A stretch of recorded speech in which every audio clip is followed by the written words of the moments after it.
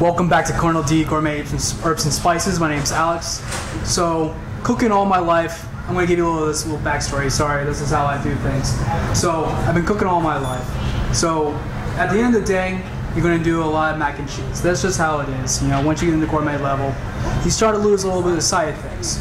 But coming back to here, you get a whole new spark of life and a new thing of creativity. So, what I'm going to be doing today is something so simple yet so complex in flavor, and that's what it's all about. So I'm going to be making a maple mesquite barbecue sauce that's just absolutely delicious. So I'm going to start off with a little bit of onion powder, some garlic powder, some brown sugar, and the Colonel D's mesquite blend. And this is a nice way to accentuate a lot of flavor into an amazing sauce. For either use it for a brisket, just because they have that mesquite flavor, such a Texas-like flavor behind it. So I incorporate that into my pan, light it up. I'm going to get these aromatics going. I'm going to toast this. It's almost like an Indian-like technique. So after that, ketchup. One of the greatest gifts ever given to man. So I'm incorporate that into this pan. And what I'm going to do, I'm going to mix this up. Just take a simple wire whisk, or if you're using a coated pan or a coated nonstick pan, you want to use one of those rubber whisks.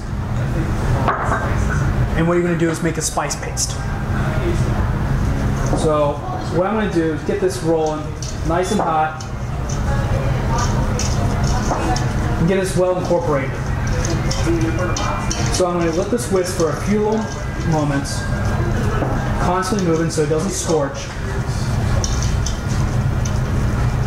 And what I'm going to do now is I'm going to take some lemon juice powder, and just like we talked about before with the reconstitution of the lime powder and the honey powder within that one recipe, I'm going to use this lemon powder juice that I reconstituted with a tablespoon of water. And this was a teaspoon of the lemon juice powder. So I'm going to slowly incorporate all these other ingredients just so I can develop this flavor. Next is going to be the maple syrup, and this was actually a powder just about 10 minutes ago. So with that, now you're getting a nice gloss, you're getting the sugar, it's going to be caramelizing within there, nice deep flavor, and get all of that. And that's where that flavor's at. Next, I'm going to add this combination of cider vinegar, a little bit of Worcestershire sauce.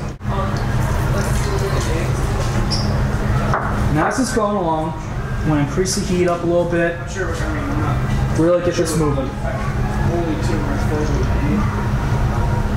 And as you see, it's getting a real nice, smooth consistency. And you can get so many flavors. And if you could just smell this, it smells so delicious as that vinegar just hits it. So next, and the most important part, because we've been cooking with beer all day, in celebration of St. Patty's, I'm going to add one of my favorite beers that you can get from there, and it's this Murphy's Red Ale. It's absolutely delicious. You're going to only use about half a cup or half a bottle, depending on how much you want to do,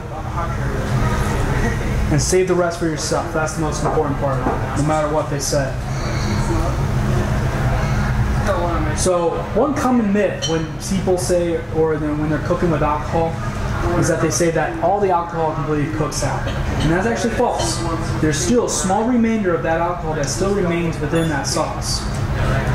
So with all this dumped in and whisked around, that's the hardest part of this entire recipe.